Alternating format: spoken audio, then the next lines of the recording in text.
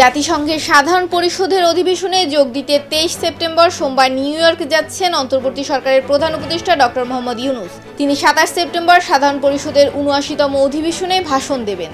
শনিবার প্রধান উপদেষ্টার জাতিসংঘ অধিবেশনে অংশগ্রহণ নিয়ে এক সংবাদ সম্মেলনে তথ্য জানান পররাষ্ট্র বিষয়ক উপদেষ্টা মোহাম্মদ তৌহিদ হোসেন। বিচার বিভাগ ব্যবহার করে মানুষকে হয়রানি করার সংস্কৃতি থেকে বের হয়ে আসতে হবে বলে মন্তব্য করেছেন অন্তর্বর্তী সরকারের আইন উপদেষ্টা ডক্টর আসিফ নজরুল। তিনি বলেন, শেখ হাসিনার ফ্যাসিস্ট সরকারের আমলে বিচার বিভাগ থেকে অনেক অবিচার হয়েছে। বিচার বিভাগ থেকে যেন আর কোনো অবিচার না হয় সেটা নিশ্চিত করতে হবে। শনিবার প্রধান বিচারপতির অভিভাষণ অনুষ্ঠানে তিনি এসব কথা বলেন।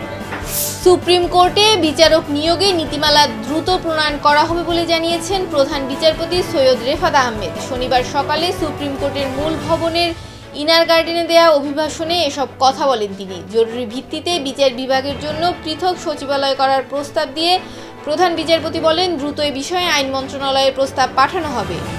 খাখা রোদে পুড়ছে সারা দেশ। সকাল থেকে গভীর রাত পর্যন্ত চলে তীব্র গরমের অনুভূতি।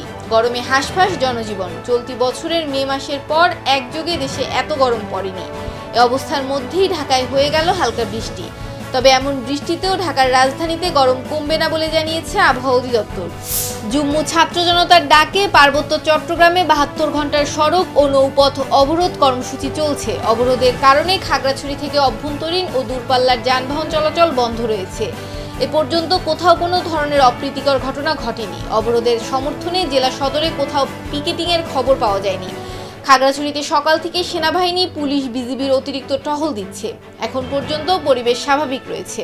পার্বত্য চট্টগ্রামে সরকারিভাবে কোনো ইন্টারনেট বন্ধ করা হয়নি। বন্ধ করার প্রশ্নই ওঠে না বলে মন্তব্য করেছেন ডাক, টেলিযোগাযোগ ও তথ্য প্রযুক্তি এবং তথ্য ও সম্প্রচার মন্ত্রণালয়ের উপদেষ্টা মোহাম্মদ নাহিদ ইসলাম। তিনি বলেন, কিছু জায়গায় সমস্যা হয়েছে, সেটিকে ফুলিয়ে ফাঁপিয়ে বড় করা হচ্ছে। শনিবার সকালে ফেনীতে বন্যায় ক্ষতিগ্রস্ত বাড়িঘর, রাস্তাঘাট পরিদর্শন শেষে সাংবাদিকদের প্রশ্নের জবাবে তিনি একথা বলেন।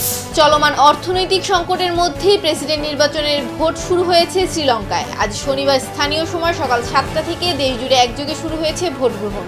চলবে বিকেল 5টা পর্যন্ত। ভোট গ্রহণ, গণনা, ফল প্রকাশের দায়িত্বে রয়েছে 2 লাখ সরকারি কর্মকর্তা। এছাড়া সার্বিক নিরাপত্তার জন্য দেশজুড়ে মোতায়েন করা হয়েছে 63,000 পুলিশ সদস্য ও কর্মকর্তাকে। দেশটির মোট ভোটার সংখ্যা 1,70,00,000 এবং এবারের নির্বাচনে প্রেসিডেন্ট পদের জন্য প্রার্থী হয়েছেন 38 জন। প্রথম ইনিংসে 227 রানের লিড পেয়েছিল ভারত। তারা দ্বিতীয় ইনিংসে 4 উইকেটে 287 রান তুলে ইনিংস ঘোষণা করেছে। তাই চেন্নাই টেস্টে জয়ের জন্য বাংলাদেশকে করতে হবে 515 রান, আর ড্র করতে হলে উইকেটে থাকতে হবে প্রায় 2.5 দিন।